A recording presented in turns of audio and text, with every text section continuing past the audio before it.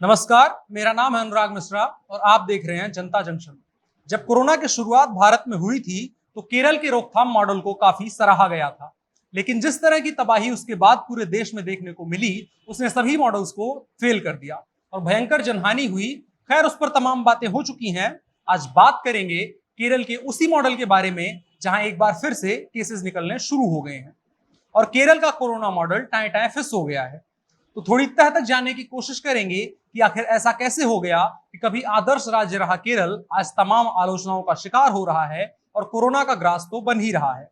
कल केरल में कुल 31,445 से भी अधिक मामले दर्ज किए गए, जबकि पूरे देश में कुल 46,164 मामले ही सामने आए। तो तुलनात्मक अध्ययन में पाएंगे कि एक समय पर क्लास का मॉनिटर रहा लड़का आज क्लास का सबसे बड़ा डिफॉल्टर बन गया है। जानकार बताते हैं कि लड़के के बिगड़ने की वजह उसका एक तरफा रुझान होना भी है, जिसके चलते वो क्लास परफॉर्मेंस पर ध्यान नहीं देता बल्कि और तरीकों से अव्वल आने की कोशिश करता है।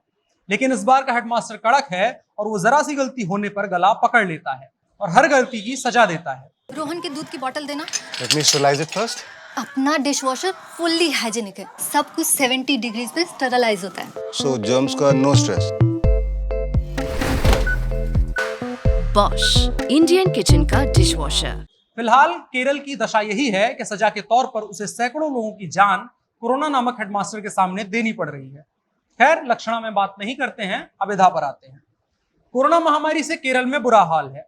राज्य में संक्रमण की दर 20% से भी अधिक हो चुकी है। पिछले 24 घंटों में 215 मौतें हो चुकी हैं। कुल मिलाकर मौतों का आंकड़ा 20,000 से भी अधिक है। आंकड़ों के अनुसार एर्नाकुलम जिले में सबसे अधिक 4,048 मामले दर्ज किए गए। इसके बाद त्रिशूर में 3,865, कोझिकोड में 3,680, मलप्पुरम में 3,502, पलक्कड़ में 2,562, कोल्लम में 2,479, कोट्टायम में 2,050, कन्नूर में 1,930, अलापुझा में 1,874, तिरुवनंतपुरम में 1,700, इडुक्की में 1,166, पठानमथिट्टा में 1,008, वायनाड में 962 और कासरगोड में 619 केस मिले हैं। लोग सरकार की आलोचना बकरीद पर दी गई लॉकडाउन में छूट के लिए भी कर रहे हैं और एक बड़ा समूह कोरोना संक्रमण के मामलों में उछाल के लिए सरकार के इस फैसले की जमकर आलोचना कर रहा है। भाजपा नेता व केंद्रीय मंत्री वी मुरलीधरन का कहना है कि केरल में स्थिति गंभीर है।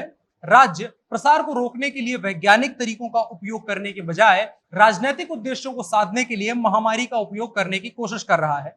राज्य सरकार से आईसीएमआर दिशा निर्देशों का पालन करने का आग्रह करता हूं। उन्होंने कहा कि केरल का होम क्वारंटाइन बुरी तरह से विफल रहा है। स्पष्ट तौर पर जिस तरह से केरल मॉडल को प्रोपेगेट किया गया था, क्योंकि विफलता के बाद सफलता की कहानी प्रोपेगेंडा से अधिक कुछ नहीं लगती। क्योंकि अगर केरल राज्य की जनता की जान बचाने के लिए इतनी तैयारियां किए बैठा था, तो वो सारी व्यवस्था आज जब सैकड़ों जानें रोज जा रही हैं तो कहां है? ये सवाल पूछा जाएगा, क्योंकि उत्तर प्रदेश जैसी सघन आबादी वाले राज्य ने भी सफलतापूर्वक कोरोना को रोकने का काम किया है, जबकि देश के नक्शे पर सर्वाधिक पढ़े लिखे राज्य केरल की जगहसाई हो रही है। तमाम जनता, कोरोना से जूझ रहे लोग और थोड़ा अतिशयोक्ति में कहें तो मरे हुए लोग भी वाम लोकतांत्रिक मोर्चा की सरकार और राज्य के मुख्यमंत्री पिनराई विजयन से सवाल पूछेंगे कि आखिर क्यों हमारी जान बचाने में फेल हो गए आप। आज के अंक में इतना ही। देखते रहिए जनता जंक्शन। जल्द मिलते हैं अगले अंक में। अगर आप ये वीडियो यूट्यूब पर देख रहे हैं तो जनता जंक्शन को सब्सक्राइब कर लीजिए। फेसबुक पर देख रहे हैं तो पेज को लाइक कर लीजिए, ताकि खबरों की सप्लाई लगातार बनी रहे। धन्यवाद, नमस्कार।